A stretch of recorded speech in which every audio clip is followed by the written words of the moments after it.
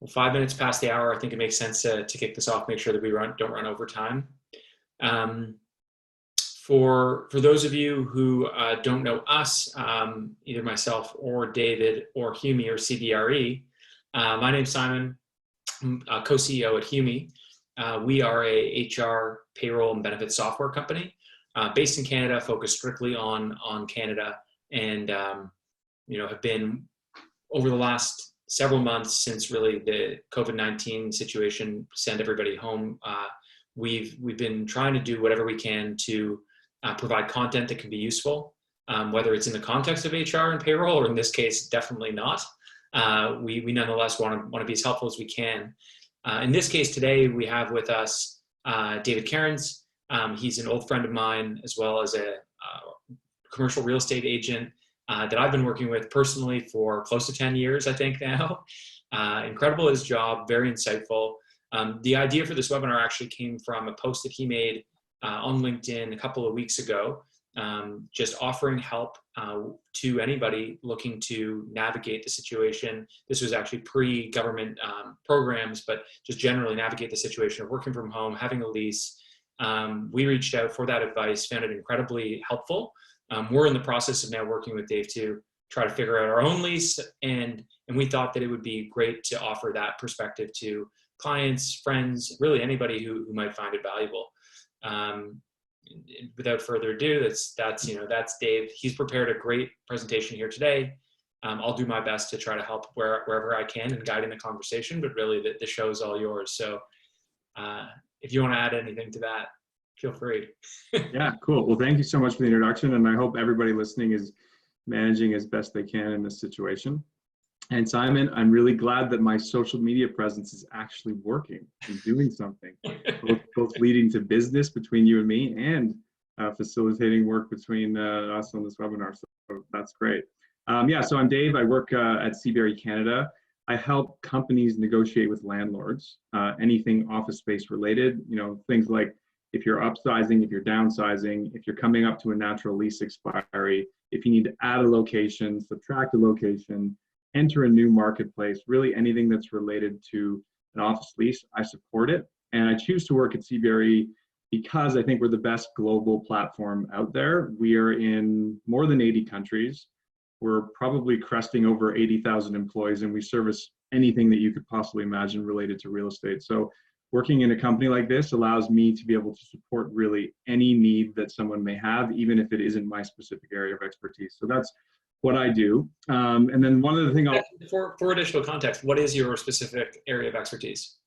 Yeah, so my specific area of expertise is office leasing. So I'm helping companies negotiate office leases. And like I said, it's going to be when they're growing, when they're shrinking, when they're facing a lease expiry, or when they're looking to add another location or maybe even subtract another location. So it's a local business in downtown Toronto, but it also can be very much a multi-market business when clients have needs that go beyond the city of Toronto. And again, that's why I choose to work at CBRE, because of the global reach that we have. Awesome. So that's what I do on a day-to-day. And then in addition to that, our team really works heavily with the innovation sector in Canada, and we have a platform that's called CBRE Forward. I would encourage you guys to go check out the website. It's cbreforward.com, where we showcase the success stories behind Canada's most innovative companies. And right now I'm doing an interview series myself called Moving Forward, where I'm asking entrepreneurs and senior leaders about their specific opinions of the COVID-19 crisis, as well as I'm asking them to think about how they view the future of work for their organization. So if you want to check out some of that content, it's on my LinkedIn, and I'm definitely open to having further conversations with anyone who's interested about CBRE Forward. So that's me in a nutshell. And Simon, unless you have anything else you want to say, I'm happy to kind of kick off the presentation. No, why don't we dive right in? I know that's something that we talked about prior and that we talk about at the beginning of almost every webinar that isn't with a lawyer, because we've done 2 of those, is that for everybody to keep in mind, David's perspective is as a real estate agent, tons of context on what's happening in market right now. Legal questions sometimes can be a little tough to answer. We're going to try to get to everybody's questions today, but if they are legal in nature, we may defer. That would be the only other thing that I think is worth highlighting. Thank you for adding that on my behalf. And frankly, actually, as a real estate brokerage, we need to defer legal questions. We are required to. Cool. Anything that would be insurance or legal related. So thank you for that. Okay, so we're going to talk to you about how to evaluate, navigate, deal with your office lease and the future of your office leasing needs in light of this global reset that we are all experiencing due to COVID-19. So I want to talk to you guys today about where the Toronto office market is at, the government programs that are available to tenants, and some of the nuances that are associated with those government programs. And probably more important than the government programs, I want to talk to you about how to have the right kind of conversation with your landlord as it relates to whatever might be coming up for you, whether it's a rent relief discussion that you want to have, whether it's a short-term extension that you want to contemplate, instead of a medium or longer term one that you otherwise might have been thinking about, or just really anything that might come up that's different than what your leasing needs might have been prior to this global event. Then I want to talk to you about where we're headed, and I'm going to be talking about downtown Toronto. But what's great is downtown Toronto and most major urban centers around the world very much mirror each other. So if I'm talking about Toronto and you're in a different city, provided that you're in one of the bigger North American cities, you can expect that a lot of the stuff that I'm telling you is going to look relatively similar. I'm also going to talk to you guys a little bit about returning to the office and what that might look like and some of the ways in which you can prepare for that. And I'm also going to get a little bit meta, if you want to call it that, and ask some questions around what is the purpose of the office and how might this actually reset the way that we as office workers, consider the way we use space going forward. So that's what we're here to talk about today. Love it. Okay, so where are we today? So in general, it would be fair to say that as soon as the COVID-19 crisis hit and we were all mandated to work from home by the government as a result of the shutdown, it had an immediate effect on the office leasing market, and everything essentially went on pause. So if you were a growing technology company and you had you had activity in the market where you were looking for new space, that just shut down. Really, the only types of transactions that were happening at the beginning of this crisis were happening, with larger enterprises that, frankly, they have no choice but to address significant lease renewals that that are coming up, and they are forced into situations where they need to think about the medium term. But anybody who was sort of more short and medium term focused, all of a sudden could not really navigate how they might evaluate future real estate decisions. So the market went on pause. Wasn't great for me and my pocketbook, but that's just part of doing what I do. So in general, the market's on pause. And those are the reasons why. To date, landlords have offered very little in the way of reductions to rental rates. And this is really quite common to see. We're going through a very unique crisis right now, but it is mirroring that of a financial crisis. And Canada is a particularly interesting landlord market in the sense that it's like an oligopoly. There are about 5 or 6 pension funds that control roughly 85% of the real estate across Canada. So as a result of that, you don't see entrepreneurial landlords that might, have, first of all, more autonomy to make decisions than big, large pension funds. Maybe decide to drop their rents really quick in an effort to lease a building that's got a lot of problems, or just really try to appease the customers that are in their building and try to maintain their tenancies for the longer term. You tend to see these big, clunky landlords who almost sort of are colluding with one another. I don't want to say that in a negative sense, but really none of them want to drop their rates first, and they're all almost supporting each other in not doing it and kind of trying to wait out the market. So really, sorry, go ahead, Simon. Yeah, so I was just going to jump in there. I mean, that's a really interesting point in that to know that rent rates haven't come down yet. Is that something that you believe is sustainable in this market? Or does it really all depend on the length of how long the market's on pause for, or how long this crisis impacts real estate? Yes, that's a great question. If we were to go back to work and just go back in a normal way, I would say you probably would see very little change. But there's some particular reasons why I don't believe that's going to be the case. So in Toronto, we have about 10 million square feet of new office space that's currently got a shovel in the ground and is being constructed with leases that have been signed in advance. Now, most of the companies that are moving into those buildings are consolidating their office space footprints. They're not actually growing. So as a result of that, CBRE and all of the other brokerages were already forecasting an increase in vacancy as a result of all of this new development. And when you add on top of that the fact that there will be winners and losers out of this crisis, and some businesses will either go out of business or materially downsize their space over the medium term, there's going to be an opening up in the market that's more significant than we would have originally anticipated. So as a result of all of that movement and activity that we do expect to really pick up, it will force landlords to eventually look at their rental rates and drop them in an effort to be competitive, not only with other landlords, but other sublease opportunities that are out in the market where companies are actually looking to shed some of their own existing space. Because when a company is coming up to a natural expiry of their lease or they have a requirement of any kind, provided that it's not cost prohibitive to move, they may really seriously consider a relocation. And when you think of that sublease market that really could pick up as a result of this crisis, there's going to be a lot of high quality, fully built out space that companies will actually be able to leverage against a renewal with their landlord. So I do see a change happening, more material change than I would have anticipated without this COVID-19. But there's always a lag effect in commercial real estate, and it's really important for listeners on this call to understand that. I do have active assignments with clients right now, not as many as I did have, but many companies are sort of expecting that landlords would just immediately drop their rates because of the fact that there's a crisis going on. But the reality is, like I said, they're big clunky pension funds. We're in a 2% vacant market right now. And as we sit here today, as this sort of crisis aside, landlords are not feeling any pain. They have basically no vacancy in their building. So the movement and the increases in vacancy really need to start to take shape for there to be new and better opportunities for tenants. Yeah, that makes sense. So really, this is something that will materialize more as other leases begin rolling over, and then the impact of those new and buildings continue to be built, and the impact of those things layering onto one another rather than just this one impact alone. Yeah.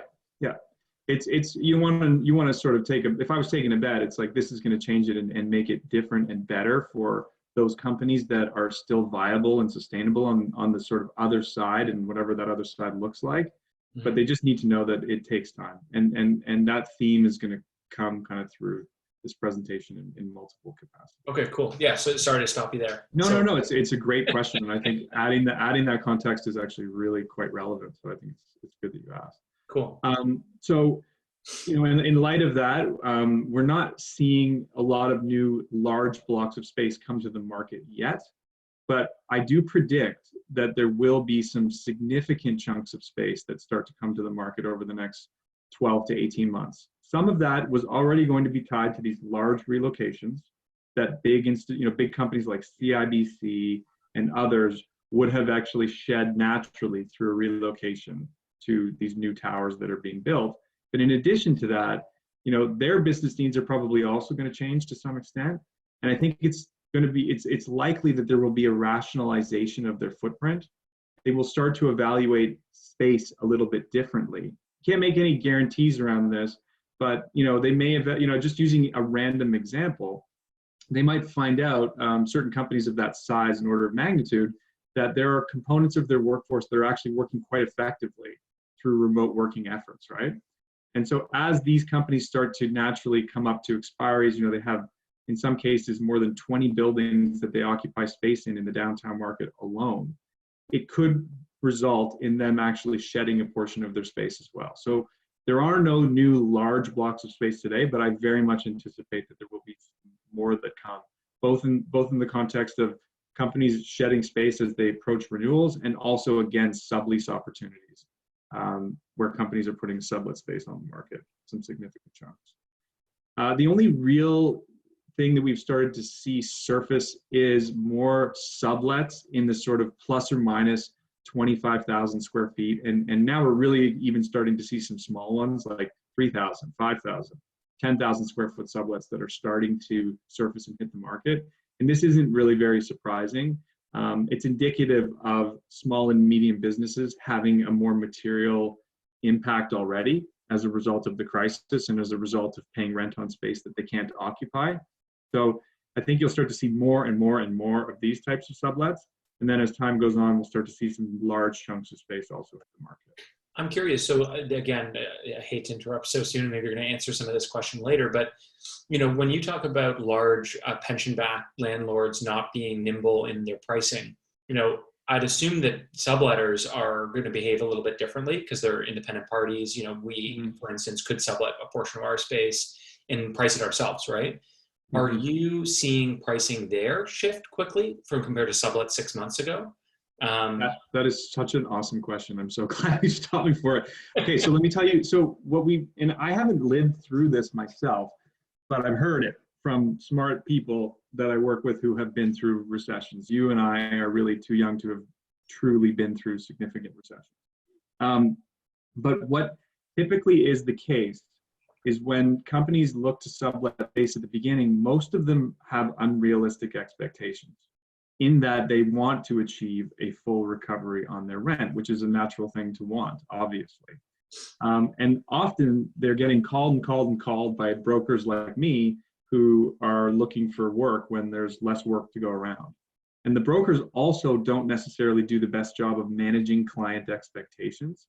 And they just take on an assignment, just to get something active and out there in their portfolio of space, right?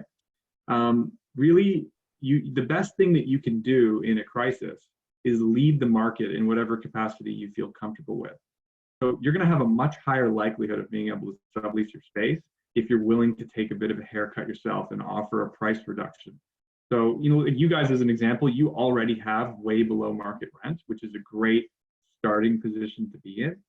And you don't have to make a definitive decision out of the gate, but you have to have a beginner's mindset, and you have to be willing to act quickly and essentially drop your pricing or potentially even provide a broker incentive, if you're finding in the first month or so you're not getting activity. Because a really important thing for companies to understand is that when you want to sublet your space, it's essentially a melting ice cube, right? So you could try and get a lesser recovery today, which would equate to a full recovery, using 6 or 9 months as an example down the road. So, getting revenue and return now can often be more valuable than waiting and having uncertainty. Yeah, that makes a lot of sense to me. And I know there's some questions, and maybe I'll frame them more in context of some of the later components here, but there are definitely some questions around what to do with space that isn't necessary right now. And, can't break leases, subletting and all this stuff. I think it's a better fit to ask some of those questions later, but this is an interesting context to layer into that component of the conversation. Okay. And I'm sorry, you're like the odd time you're cutting out, and it might be my internet. So if I have to me ask too. you, I don't know either. You were cutting out. I was. Someone made the joke that I'm in a bunker, which is really, it's my basement. It sort of looks like a bunker, but it's cozier than it looks, maybe. Anyway, okay, I'll continue. So this is a technical jargon term that we use that shouldn't even be in here. It's called FIRE, which stands for Financial Services and Real Estate. So far, there hasn't, what this point is basically saying is that the sectors that occupy space in the downtown Toronto market are not really tied to needing their premises to be able to generate, returns and have a viable business. So we haven't really seen like early signs of our Toronto downtown economy taking a massive hit. And we think the fact that we are, we're solid in the context of having about 50% of our market being occupied by banks, law firms, big consulting firms, and a strong tech sector, that we do believe that in comparison to other marketplaces around the world, Toronto will be resilient in the context of office space going forward. Okay.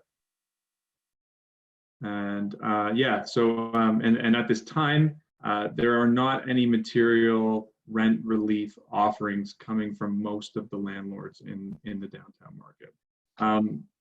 We'll get into this in probably a little bit more depth later, but it's really important to understand the type of landlord that you have. You know, if you have a landlord that's small, has no debt on the building, is heavily invested and personally invested in the asset and its tenants over the long term, you might see more give from a landlord like that right now than you would from landlords that are potentially more highly leveraged, that have, you know, lenders to be accountable to, that have pensioners that they're accountable to, other limited partners that they're accountable to. So it's really just very important to understand your landlord, and we'll talk about that in a little bit more depth. Okay. So government programs. Everybody kind of got quite excited about these government programs related to rent when they came out a few weeks ago. But they're a little bit more complicated than I think people understand. And frankly, we, even on our side of the table, are going to need a little bit more time to truly understand the benefits to office tenants. You know, these programs they will benefit office tenants, but I think it's really more geared around the retail sector, the types of tenants that need their premises to be able to actually generate any form of revenue. And it really was kind of, I think, contemplated more in the context of those types of companies. But let's go through what we know today, which is that there's been a program that's been developed to share the costs between the government, small businesses, and landlords together. So it's sort of a tri-party thing that needs to take place. For eligible small businesses that have not more than $50,000 in gross rents per month, and are non-essential or have been temporarily closed and can show that they have had a 70% drop in pre-COVID-19 revenue. So essentially what you would have to show is, like, what was your revenue in April of 2019 versus your revenue in April of 2020? You need to be able to show material drop. The government, in conjunction with the landlord, provided that they want to participate, will support retroactive payments for April, May, and June. And then the requirements that the landlord have to have in place to be able to be qualified, you know, to qualify with the government, but that they have to have a mortgage or utility account on the property itself, and they have to be willing to forego any of their profit during this period of time. So, I mean, this is just like, I think we could spend the entire hour talking about this. I think it ties into what you were just talking about on the last slide too, with regard to what type of landlord you have. And, you know, it's funny because what statement that you made around, if you have a small landlord who isn't highly levered, you know, maybe they might give you rent relief, but if they don't have a mortgage, do they qualify for the rent relief from the government? And then has that potentially affect their propensity to offer, you know, relief? To me, yeah, I mean, I've had a couple conversations with people over the last few weeks, talked to a lot of people with very violent, you know, negative opinions around how this program is constructed. You know, I think the summary that everybody's feeling is that it is confusing, that it is somewhat poorly implemented, and that it requires cooperation from the landlord and forgiveness of their profit, which would be in many cases for large pension companies, you know, perhaps, you know, a non-starter. You mentioned at the outset that there's not a lot of people who are offering rent relief. You know, one of the questions we had was that if your landlord isn't offering rent relief but otherwise would have qualified, your business qualified, their business qualified, is there any type of forced that you can take? Is there any indication that there's going to be like any action that a tenant can take in order to actually claim this when their landlord's not playing ball? Yeah, so why don't I just identify what I think the flaws of this program are, and then going back to how you introduced me, I'm someone who isn't a lawyer but can comment on what you can practically do in real life to try to get a better outcome. And we're actually undergoing one of those propositions with you right now, right? So why don't I identify I'm leading us here. Yeah, so why don't I identify the flaws? So the definition of profit from the landlord's perspective is very vague. So it's hard for them to even really understand what they actually have to give up. So that's one thing that's really a sort of a confusing thing that needs to be qualified. The other is the fact that it's an opt-in program. I don't think you'll see most of the landlords that are in the city of Toronto want to opt in. They're probably going to want to negotiate bespoke agreements with individual tenants depending on their circumstances, and they don't really want to have a blanket policy that they have to just put forward.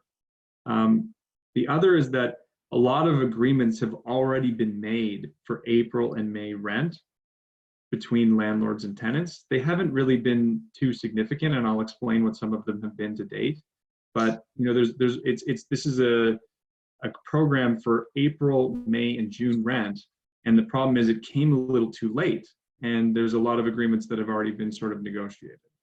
And then the qualifications for the tenant is a little bit unclear as well. If you have multiple locations that are all below $50,000 in rent, do you qualify if you can show that your revenues have gone down by 70%? Or are you only allowed to qualify based on the fact that you have one location with rent that's below $50,000 a month? So it's a lot of hair on this, and I'm sure there are more, and I'm sure if you had a lawyer on this phone call, they would probably be able to even poke more holes in this. Yeah. But in a roundabout way, what I think is more important is for you to understand how you can approach your landlord not considering this program at all. Yeah, that to me has been the overarching theme from conversations I've had with friends, other business owners. The truth is that this is so opaque and so tough to crack that it's almost irrelevant to people's decision-making processes. Yeah.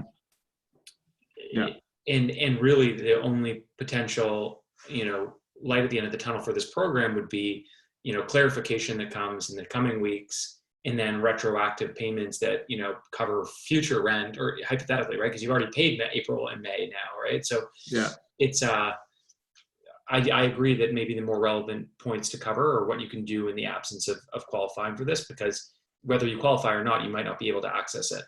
Yeah. So why don't I talk about what I've seen so far, and then what I think that you should consider, provided that we're still in a situation where either the government's mandating that we work from home, or, more importantly, it still probably is in the best interest of your employees to have a remote working policy. So to date, really all that we've seen from bigger landlords is a willingness to defer property taxes for a period of 60 days, which is, again, something that the government has allowed the landlord itself to defer.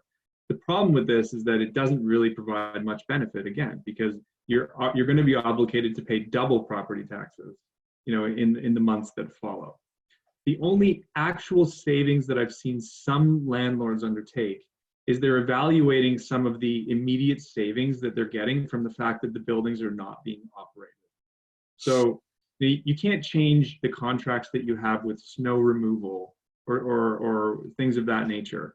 But if you had a shuttle bus that's not going back and forth to the building, or the landlord's not buying the same amount of cleaning supplies or something like that, there's starting to be some landlords that are passing through some immediate savings in that regard, as opposed to reconciling those savings at the end of the period of time that they do it annually. So it's really not been many landlords, but I've seen a few. And there's been pressure from large companies like the Deloittes, the CIBCs, the IPGs, like the big companies in downtown Toronto are putting pressure on landlords to try and offer those P&L savings now, as opposed to having to wait. So those are really the only material savings that I personally have seen. And I'm sure that there will be some obscure cases. Someone on this call might say that they've had something better, but generally speaking, that is what you should expect right now. So let's move on and talk about how to approach your landlord. So you really need to firstly be prepared to know what your ask is, right?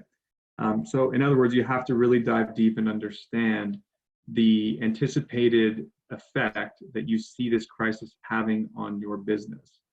And it's really important to do this because the only way that you are going to get a benefit from your landlord is if they feel that they're going to be in the worst spot if you ultimately default and no longer exist, right? Because at a certain point in time, if this persists forever, they're better off to negotiate some form of relief than they are to ask for the keys back and be sitting with a vacant piece of space that they have a very low likelihood of leasing when there aren't many tenants out in the market that actually want to go into the office, right? So you really need to understand what your ask is, and that really involves truly understanding some of the potential shorter and medium-term impacts to your business. you definitely want to make sure that you have demonstrated that you are cutting costs. And you want to show that you've dropped senior executive salaries. Like that's a really, really important one. That you've dropped salaries across the board, that you have unfortunately laid people off, like as sad as that is. You need to show that you have accessed lines of credit, anything that you can do to try to make good on your payments. You want to be able to show that in good faith before you're actually asking for anything in return. Yeah, so there you go. You need to be willing to give something in return. So things that you can potentially give up in return might be to ask for some concession now and be willing to pay some form of top up in interest at a later date, essentially like getting a loan from a bank.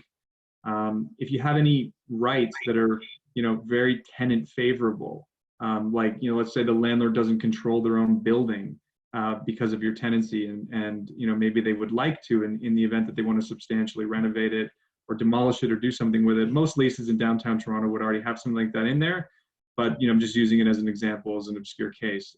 If you have rights of first refusal on other space in the building, you might want to consider giving something like that up. You might want to, I think a more realistic one that you could offer up is saying, hey, I will give you, landlord, the opportunity to take back my space, on 90 days notice at any time you want, for the rest of my lease to help me now, right? That's something that could really benefit the landlord at a future date because they might have another tenant in the building that's actually got a growing footprint need. And having control of your space, at 90 days notice could really benefit them. So you have to, it's a negotiation. You can't just go with your hand out asking for something without truly understanding what the impact of your business is and having a willingness to give something in return. Another thing that's really important to understand is the type of landlord that you're working with. And we already talked about this, right? So is it a large institution that's got a lot of red tape and that has a lot of, outside parties that they're responsible to? Is it a smaller one that, really wants to maintain good quality relationships with tenants over a long period of time because they just have to, they don't have much other assets? Are they a co-working company that frankly, really should be out there trying to help you because the vast majority of their entire portfolio is extremely short duration leases. And if they lose everybody, they're really in a big problem, right? So you got to know the operator. And at the end of the day, you got to remember to be empathetic. Entering a negotiation with an adversarial approach is never going to bode well for you. So it's just super important to understand that everybody's going through this for the first time. So I'll stop if you have anything you want to. Yeah, no, I mean, so one of the other things that I know you suggested to us, which makes a lot of sense from a concession standpoint, was potentially extending a lease. Like we had taken over a lease and it was short in duration, potentially extending that I think is an interesting opportunity. On the flip side, we have a question from somebody who's on the call here today, asking about straight up canceling leases. Like, what is the optionality for somebody to back out of their current lease obligations? What would the things within the contract that they would be looking for that could generate, a negative outcome for them? Well, what's the typical approach if somebody did, like, let's just say had a couple of years left on their lease and they're weighing their options? You'd assume that an option is trying to get out as well as the option of subletting and so forth. Yeah, so I mean, you can definitely try to negotiate a buyout, obviously. We didn't really see many tenants trying to buy out of leases prior to this crisis in Toronto.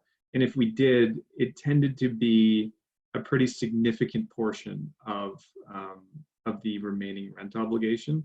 Like some of the only buyouts that I've ever negotiated in recent years were to the tune of like 70 or 80% of the remaining obligation. And so is there no typical like termination clause where you're just giving up like your security deposits or something along those lines? Typically, no. I mean, it would be really uncommon to see something like that in a market like downtown Toronto, which is just such low vacancy, such high demand, and very sophisticated landlords that would never allow such a clause to find its way into a lease. So the chances of that are... Most leases would then be written such that your rent obligation is your rent obligation. If you don't pay it, yeah, they may sue you. Again, legal question, but they may sue you. And that could be a hairy situation for yourself. So understanding that that isn't necessarily the right option, even though I know it jumped into a lot of people's minds.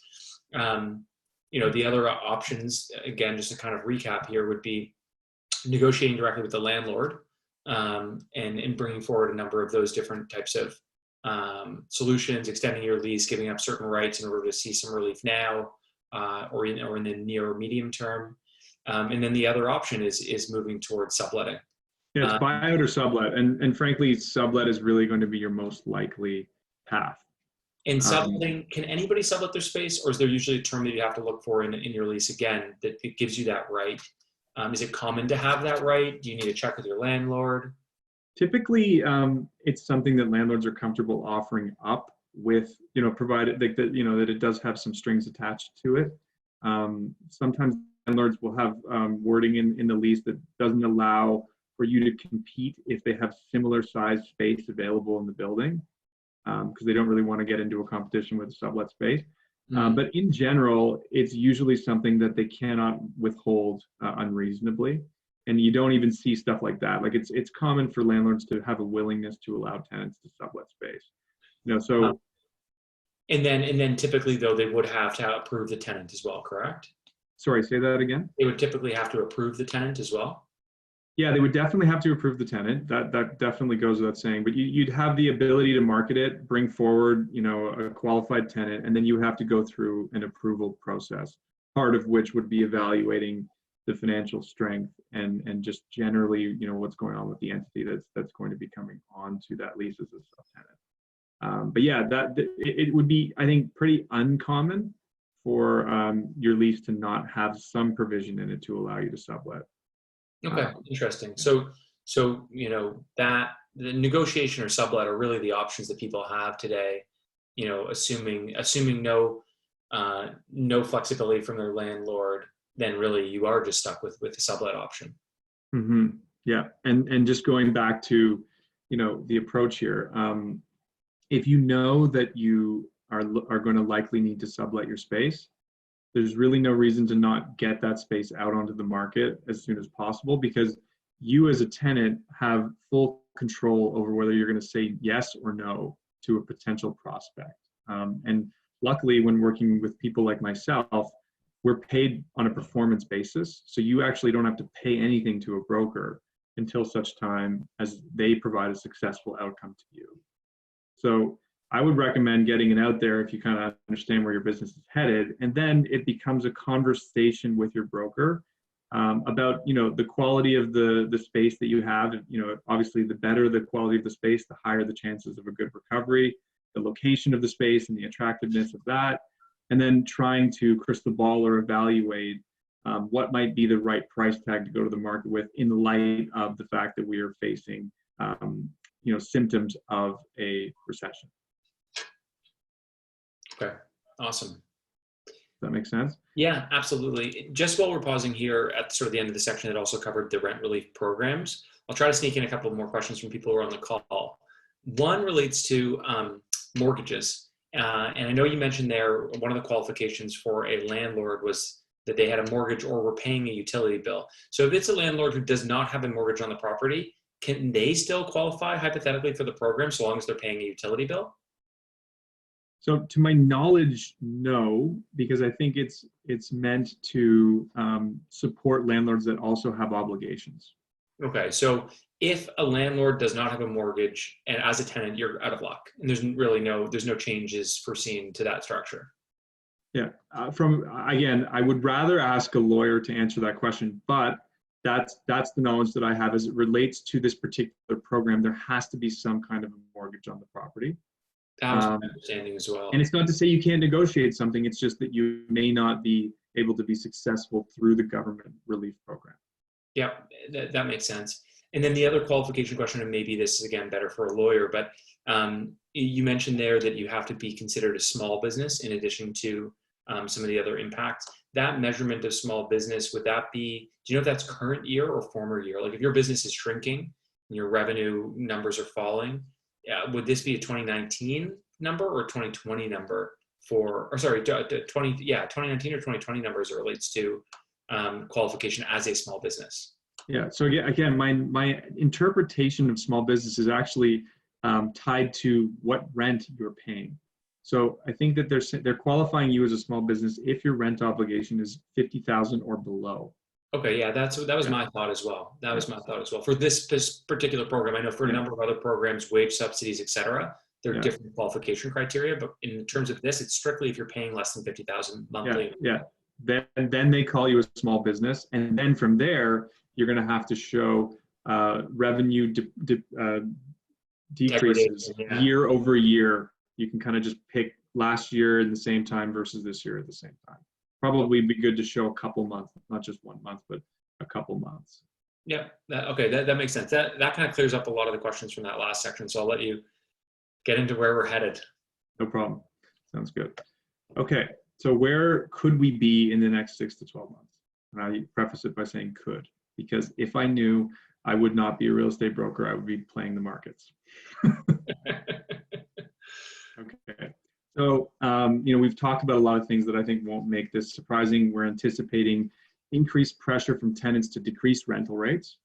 And, tenants themselves are going to be putting pressure on landlords to do this, but really, as time goes on, notably as we kind of get 12 to 18 months out with some of those macro factors and recession-related factors that I've mentioned earlier in the presentation, I think the market is going to drive a reduced price in rental rates. We, in turn, are going to see some increases in direct and sublet vacancy, which really can prove to be quite advantageous for companies that, again, are stable and sustainable. And for those tenants that are growing and, seem to be prospering through this, I mean, they could really be in a position to benefit from these new market conditions that we didn't think we were really going to see in Toronto for potentially years.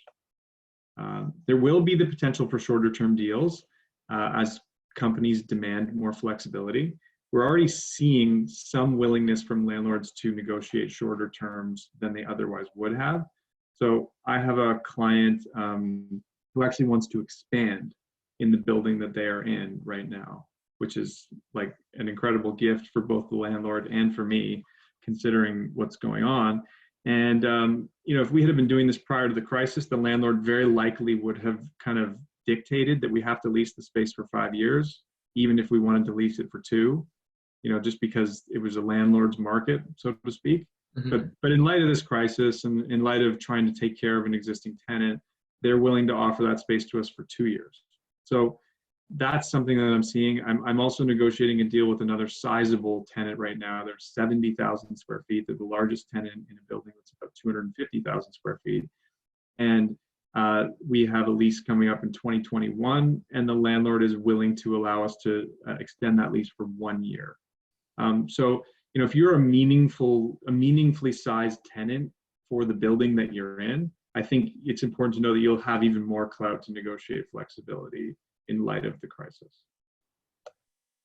One of the other things that we think could very well happen is what I would call a rationalization of the co-working space footprint in the downtown Toronto market, notably because so many short-term leases have been canceled, and many of these businesses may not decide to go back to these locations. So I think that the smaller and more boutique co-working firms that don't have venture money behind them or strong balance sheets, they're the ones that are most exposed, and they very well could go under. Someone else could, end up taking over and operating that business in potentially a new capacity. So there will be some opportunities to unlock better deals with co-working spaces on the other side of this. So remember not to think of a co-working provider like they are a retailer that you're walking in off the street and buying a pair of shoes from. And it just, if it says $150, you buy the shoes for $150, you don't negotiate. But I see too many companies do that with co-working providers. They just get handed a price tag and a very simple contract, and they sign it because these companies have done such a great job of building brand equity that they look at them like a Nike, like a Coca-Cola, like a New Balance shoes. So do not do that on the other side of this crisis if you are looking at co-working space. I think that's a really interesting point. My thoughts are totally aside to this, but I do believe that, and I don't have the analysis around how much capacity in Toronto or in other cities across Canada are currently being taken up by co-working space, but I know that it's grown dramatically over the last several years. mirroring what's happened with just, residential rental properties and Airbnb, and conversations around that pushing up rents and pushing down vacancies in these various markets. And my personal belief is that that's obviously going to have a major impact on where pricing shakes out, given that we're already seeing in the Toronto market, there's a notable closure of a large co-working space that we used to actually work out at 111. Yeah. And others, I think are on their heels. So I think it's a great point. If you are in a co-working space or are considering moving into one, negotiate. You're in a position of strength for sure right now. Yeah, definitely. And then, there's quite a few development projects that are still, that were anticipated. Most of them wouldn't be in the financial core because there aren't really many plots of dirt left in the financial core. But quite a few of them sort of expanding west, going to the junction, along the waterfront going east. We just heard today actually that Sidewalk Labs has shelved that project. So that's a perfect example of how we do anticipate some new development projects being shelved. And then, no surprise, companies are going to be demonstrating caution related to office expense all the way from rent through to construction, furniture, etc. Okay, so returning to the office. Before I go any further on this one, I want to note that I am not a workplace strategist. Just like I'm not a lawyer, I'm also not a workplace strategist.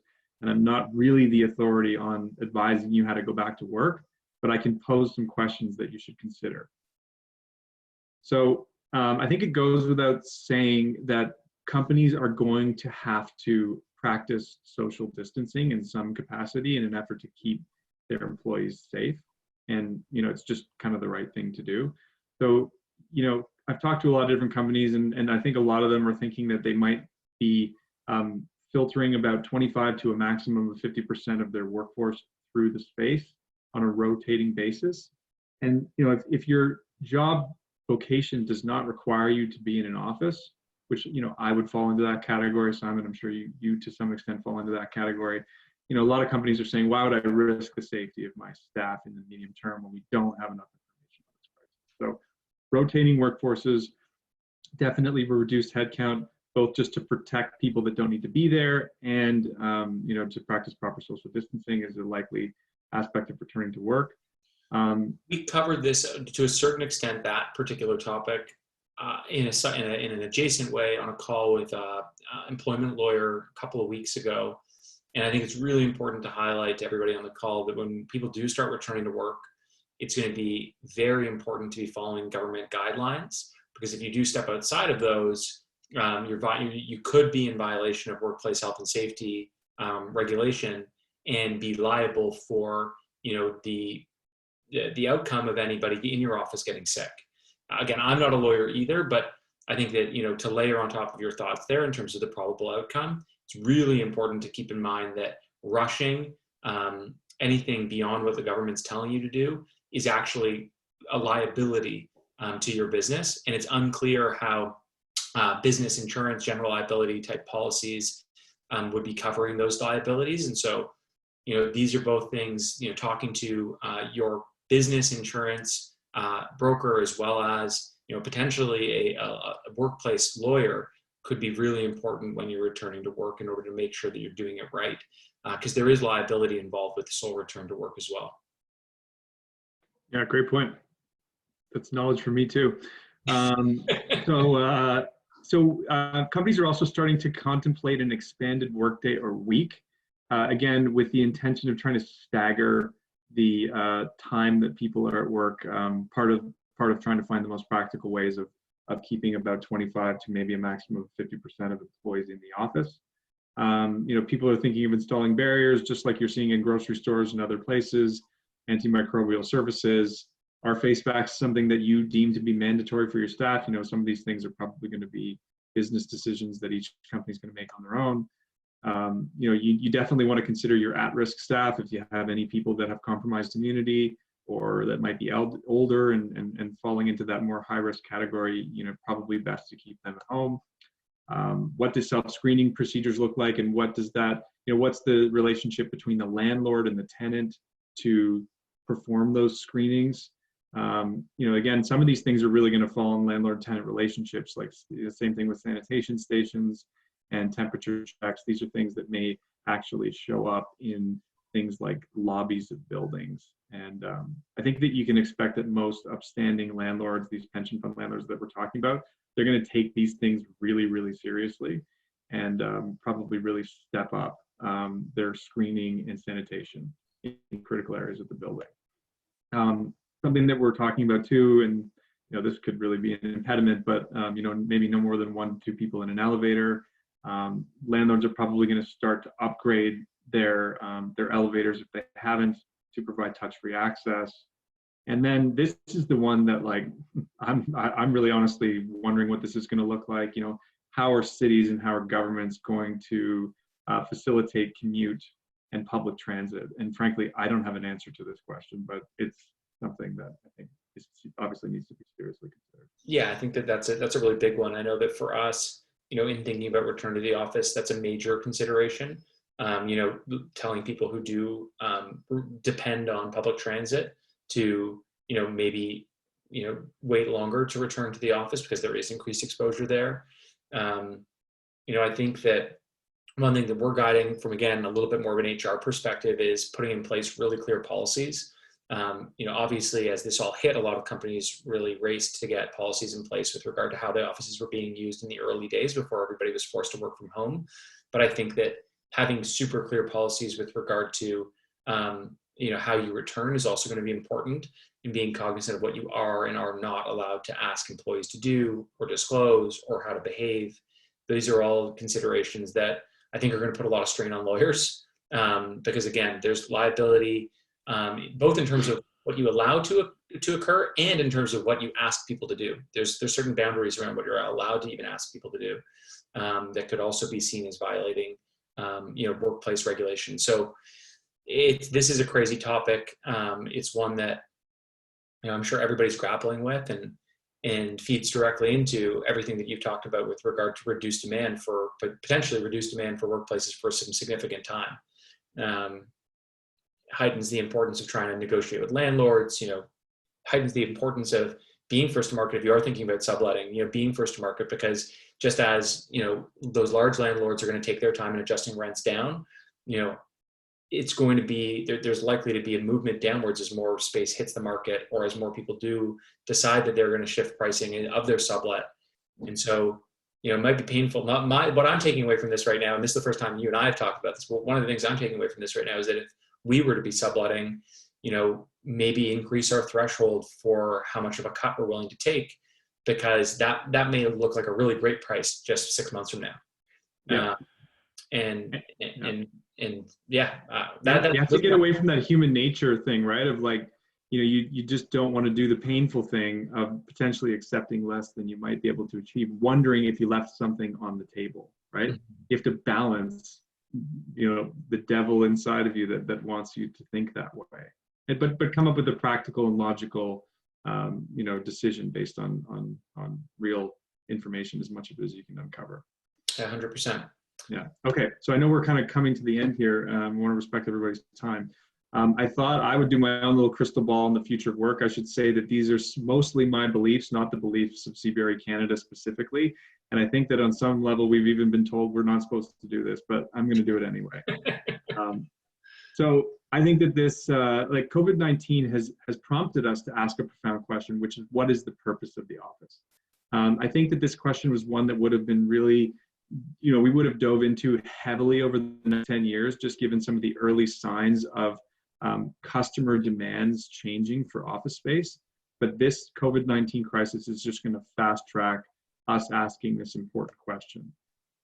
In the short term, I think that companies may, especially large enterprises that aren't very nimble, are probably going to need most of their footprint to be able to accommodate social distancing measures to ensure and manage safe reoccupancy. But so to that end, adaptation of your existing space is going to be crucial in a post-pandemic world. You're going to need to consult a designer or a real estate company like CBRE to potentially look at rejigging your existing footprint to make people safe. Over the medium and longer term, I think people will start to really seriously ask themselves the question, why? Why do I commute for an hour and a half every day to come in? And what type of offering might be better. You know, how could my company have a hub and potentially a wide variety of spokes throughout geographically distributed regions of big cities like Toronto, so that people can be productive in workspaces, but that we don't necessarily all congregate in the same place at the same time for no real apparent reason. And, you know, the people that are listening on this call, you don't have to solve these problems, but my industry will be very seriously considering answering these questions. Placemaking is going to be really, really essential for landlords and companies collectively to attract office workers. They're going to have to find ways to truly show empirically that they can enhance productivity and collaboration. They're going to have to do things to appeal to our human senses, touch, smell, taste, you know, really make the place somewhere that you want to be, because we're all going to be, we're showing ourselves now that there's a lot of reasons why we don't need to be in the office. So we need to be there for a specific reason. And I think it really goes without saying that the office needs to really work on how to enhance mental health and well-being. So, you know, right now we could go and do work in a co-working space and have the benefit of going to a park really easily in our local neighborhoods. How can offices find a way to actually make that place, you know, comparable to something that you might be able to get in your neighborhood or nature yourself? And then one thing I think is definitely for certain is that companies are not just going to value flexible lease terms, but they're also going to value agile build-outs more than ever before. So furniture, like you can think of lease improvements almost as being something that you can construct and reconstruct and take down and put up, you know, build-outs and like the lease term and the way that we actually build out our space has been a problem already, but we're going to be shown that, you know, we're going to need flexibility because things can change on a dime. And we're going to potentially need to change the way our office looks and feels and acts, you know, on a dime as well. So these are some of the things that I think that we might be having to consider going forward. And then, you know, what's next? Really, in the context of if you have a real estate decision, the more you can wait, unless you have a real material business reason to do something, you know, the market's very likely to come to you.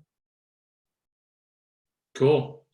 I know that we've run a little bit over, so I, again, too, want to respect everybody's time and yours. I really appreciate you joining today to share everything. I thought that was an interesting nugget at the end with regard to, you know, flexible lease improvements, you know, shortening terms, you know, the dynamic nature of what offices might look like. Maybe that's a business opportunity for somebody to solve. You know, how do you execute flexible, low cost, you know, leasehold improvements and make spaces really awesome. But broadly speaking, really, really insightful stuff. Thank you again for joining. If anybody does have any questions, Dave, did you share your email anywhere? No, I probably should have left it at the bottom of this. It's david.cairns@cbre.com, and my last name is spelled Cairns. And you can also connect with me really easily on LinkedIn if you're interested. Yeah, and you know, full endorsement from us here at HUME. We've been working with Dave for a long time, done some great work together. So, you know, hopefully everybody who's on the call today enjoyed this. Again, we'll be back trying to provide some additional value through future webinars over the next coming weeks. And if you are a client of HUME or not, you know, we'd love to see you there again. Thank you all, and talk to you soon, Dave. Okay, thanks so much. Really appreciate it. Take care, everybody. Yeah.